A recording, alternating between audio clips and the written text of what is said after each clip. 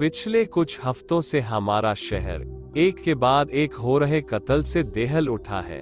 पूरे शहर में डर का माहौल है। सवाल उठता है कि पुलिस प्रशासन क्या कर रहा है। अब तक उस सीरियल किलर को पकड़ा क्यों नहीं गया है। हालांकि पुलिस डिपार्टमेंट के प्रवक्ता ने कहा है कि जांच जारी है और वो जल्द से जल्द उस सीरियल किलर को पकड़ लेंगे।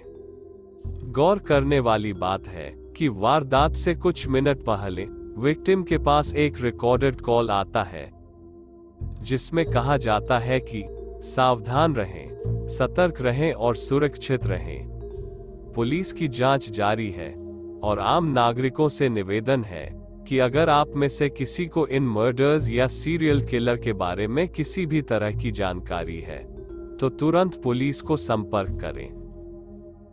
विनोद टीवी बंद करता है। रोज रोज के इन बैड न्यूज से वो बेचैन हो गया था। विनोद ने दीवार पर टंगी घड़ी पर नजर डाली। रात के 3 बज रहे थे।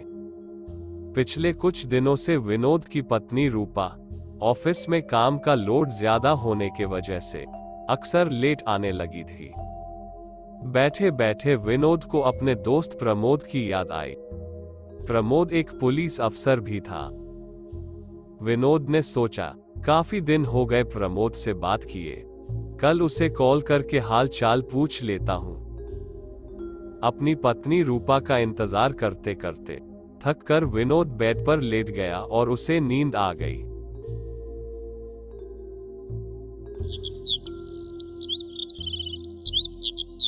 सुबह जब आंख खुली तो उसने देखा कि रूपा उसके बगल में सो रही थी।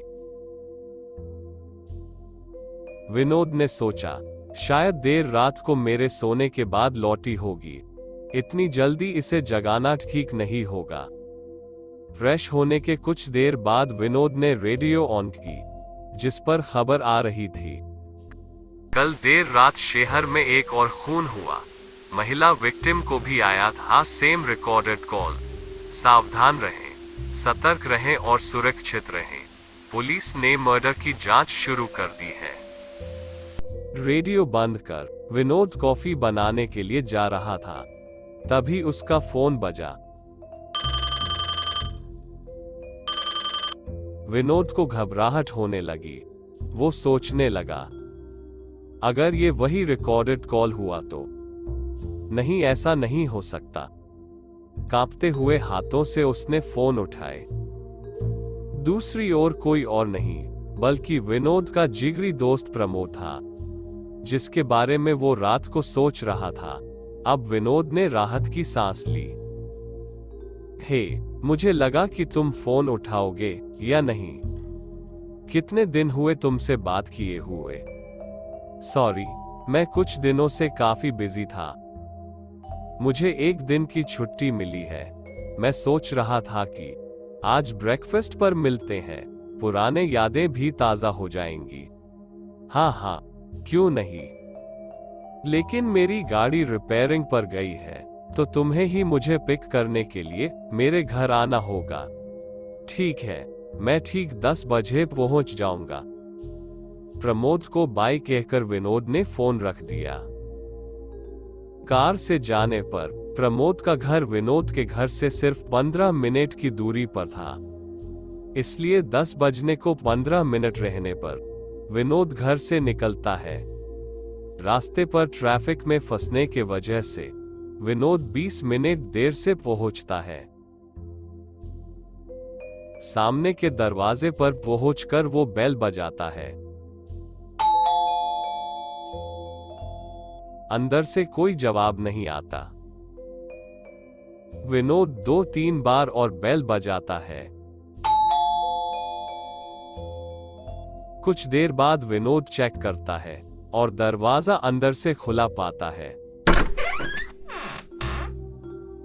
दरवाजा खोलकर वो अंदर देखता है। अंदर का नजारा देखकर विनोद डर के मारे सुन्न हो जाता है। उसके जिगरी दोस्त प्रमोद की डेड बॉडी फर्श पर खून से लथपथ पड़ी हुई थी। डर के मारे विनोद को कुछ सूझता नहीं है और वो दौड़कर अपनी गाड़ी में बैठ तेजी से अपने घर की ओर चला जाता है। घर पहुंचकर दरवाजा खोलता है और अपनी पत्नी रूपा को आवाज लगाने लगता है। घर पर रूपा के न होने पर घबराहट में विनोद उसे कॉल करने के लिए फोन उठाता है। इतने में घर का मेन डोर खुलने की आवाज आती है। विनोद मुड़कर देखता है तो वो उसकी पत्नी रूपा होती है। वो कहती है, मैं तो बस यही चाहती हूँ कि सब सावधान रहें, सतर्क रहें और सुरक्षित रहें।